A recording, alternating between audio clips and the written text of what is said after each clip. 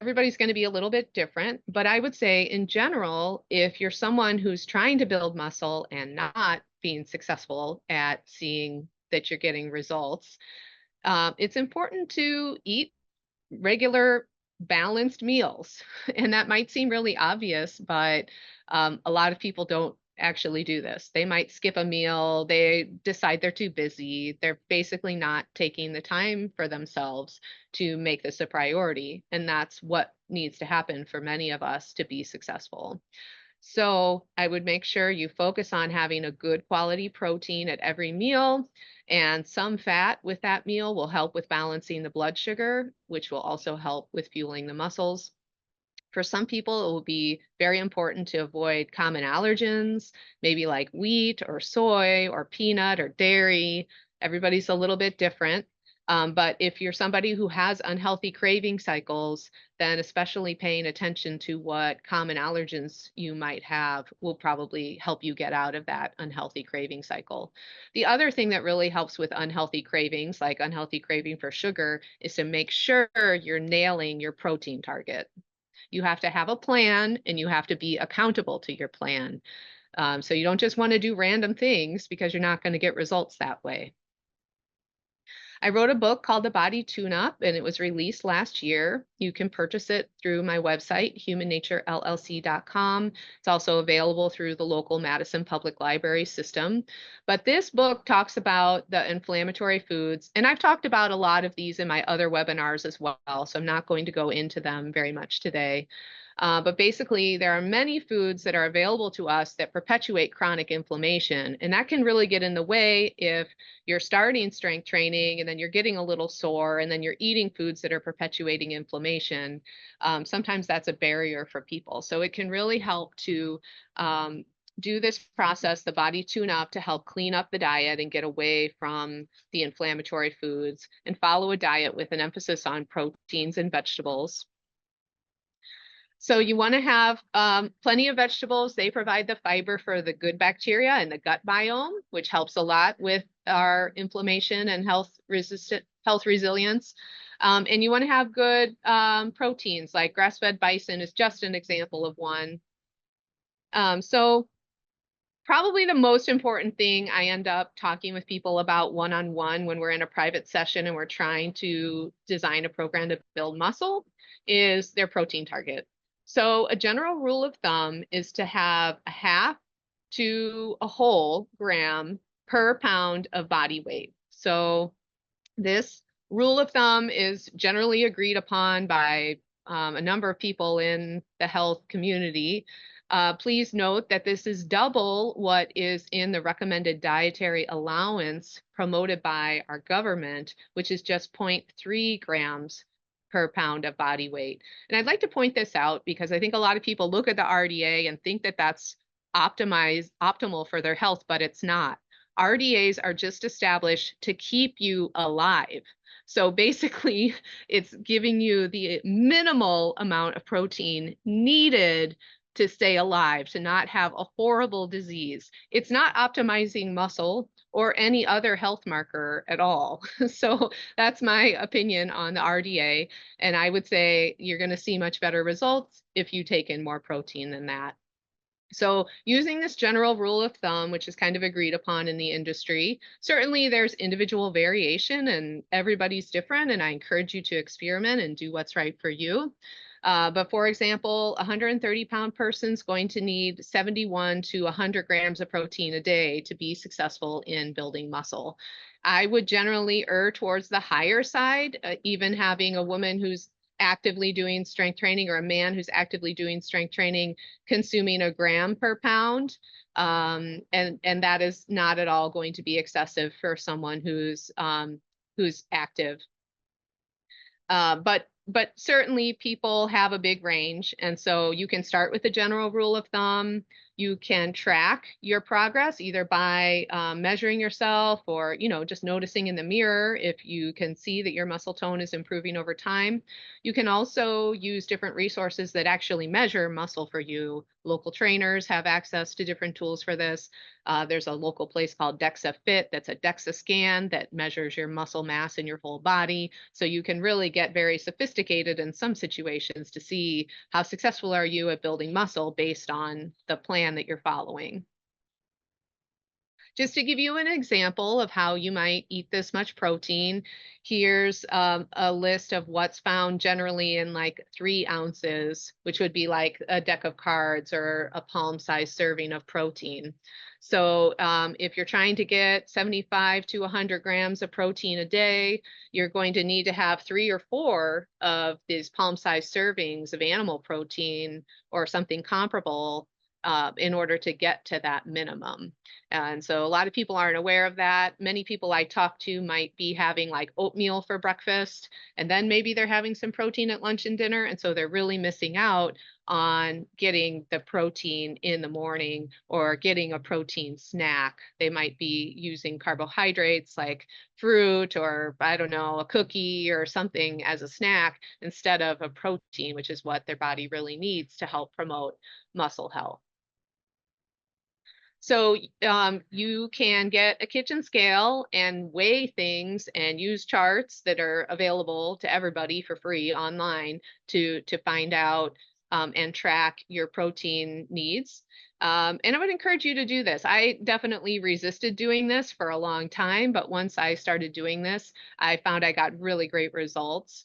So if you're willing to put in the work and measure things, then what measures counts, as they say. And so you really will be able to adapt and make changes and get the results you're looking for if you're willing to put the time and energy into measuring. And it doesn't mean you have to have the habit of measuring every day. You don't necessarily have to be someone who measures all the time. Even just measuring for 1 to 3 days to kind of get a general idea of where you are compared to your target can be really helpful for people. So besides eating 3 meals a day, don't forget to fuel yourself before and after your workout. So you might want to put your workout after one of those meals and then have a snack if it's going to be a couple hours before the next meal.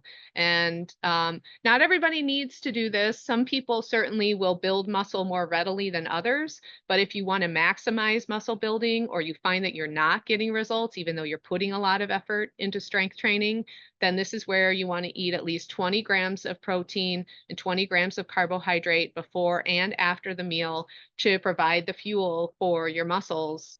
And fueling this way will help make your workouts more productive, and that will help you build muscle too. So you want to do that within an hour before or after the workout to optimize things. Like I said, not everybody needs to do this. Some people really prefer to work out on an empty stomach. So it's good for you to experiment and see what works for you. But this is really what's probably going to optimize it for most people. So one of the barriers people have is, how can I possibly eat that much protein? That's just way more protein than they like or want to or are used to eating.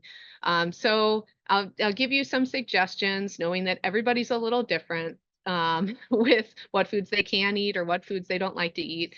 Many people aren't aware that you can mix in egg whites, which are the source of protein in eggs, with a lot of other foods, including eggs. So if you're used to eating an egg or two in the morning, you can scramble it and add the equivalent of egg whites and double the amount of protein that you're getting. So that's a very easy way to add some more protein for someone who's maybe struggling. You can also get a collagen powder or other protein powders and mix that into foods to enhance a snack or enhance a meal and get more protein if you're having trouble hitting the target. Greek yogurt, cottage cheese are examples of dairy products that are very high in protein. There's also beef sticks or turkey sticks that make great snacks as a way to grab a protein instead of just relying on a carbohydrate. Lentils and mung beans are great vegetarian sources. They're great prebiotics for the gut, and they also tend to be much higher in protein than a lot of other vegetarian foods, and they're not as inflammatory as soy foods. Spirulina and chlorella are microalgae, so they grow in the water. And for the weight of the food, which is generally very light, they proportionally have a lot of nutrients, including protein. And then, of course, fish, seafood, meats, poultries, those will be a good source of the bulk of protein for most people. So when you think about overall where you want the calories coming from in the diet, it's good if you're trying to optimize building muscle to try to get a third of your calories from protein and then a third from fat and a third from carbohydrates. There's going to be different percentages based on different factors happening for you, but in general, if you follow this rule of thumb, that will be supportive of building muscle. If you are overweight and trying to lose weight, then I would say increase the proportion of calories from fat and reduce the proportion of calories from carbs, because this will help reduce insulin and reduce water retention and just help you with the weight loss.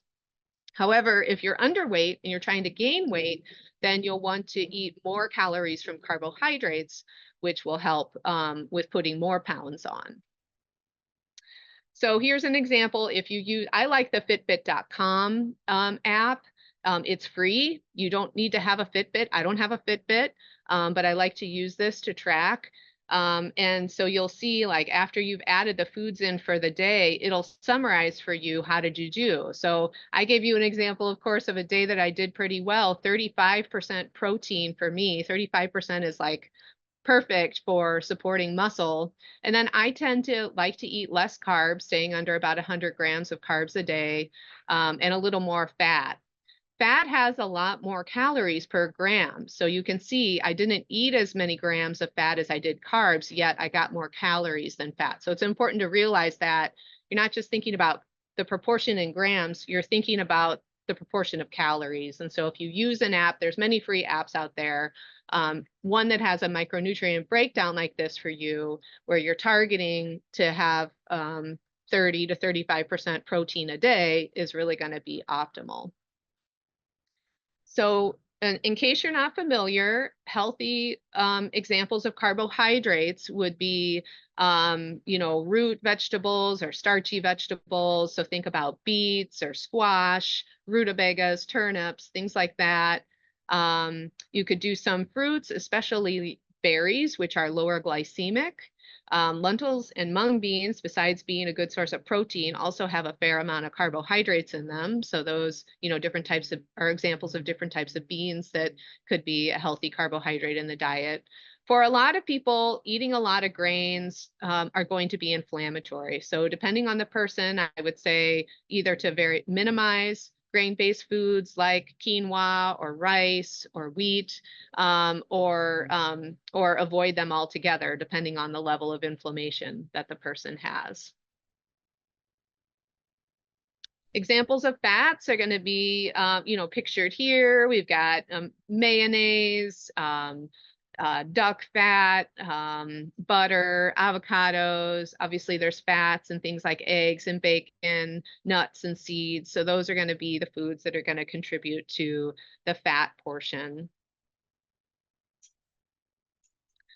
So we're going to move on now and talk just about a couple of supplements quickly that help with building muscle. Collagen is a great supplement. I like this Great Lakes Wellness brand because it's affordable and very clean. Doesn't really have a strong taste. So this is an example of one of those easy proteins that actually helps with recovery, and also helps with, hair, skin, nails, digestive health, and helps muscles and joints to recover from strength training. I'm also a fan of creatine as a supplement. Creatine is the most well-studied supplement for exercise. It's been studied extensively and is very safe. Creatine is a source of fuel for the muscles. It's like the source of energy that you use for those rapid bursts or pulls that you're doing. And so your body will use creatine before it uses carbohydrates or fats as an energy source. Our bodies don't have the ability to store very much creatine. Those of us who eat animal products will be taking in a little bit of creatine in the diet. Somebody on a plant-based diet wouldn't have any sources of creatine in the diet. But you can supplement with creatine regardless of your diet. And I recommend supplementing with it before or during the workout, ideally to provide that quick energy to make those workouts more productive. Most women can have a minimum of 5 grams. There's usually a scoop inside, or 5 grams is about a teaspoon. And then as you get larger, most men could easily do 10 grams of creatine per day. Besides the benefits for strength training, creatine is also very good for cognitive health and also helps with sleeping because it's a source of fuel for the brain. Uh, couldn't have a talk about building muscles without talking about proper hydration. Um, and so for women, drinking 2 to 3 quarts of water a day. For men, 3 to 4 quarts of water a day is very, very important. And if you get serious about exercising regularly, you're probably going to notice that you need a little bit more than just plain water. So using a good sea salt like Baja Gold, lemon juice, or a mineral rich tea like nettles. These are all great things to add to the water that add natural electrolytes. Different types of magnesium supplements and potassium supplements can also help a lot with cramping as you're increasing the load and the work in the muscles. Then these minerals are more important for helping the muscles to relax and recover when they're doing, during and after the exercise. There's the Baja Gold salt. That's my favorite. I have a whole nother webinar about salt on my website. If you're curious about that, I talk about the Baja Gold and other types of salt.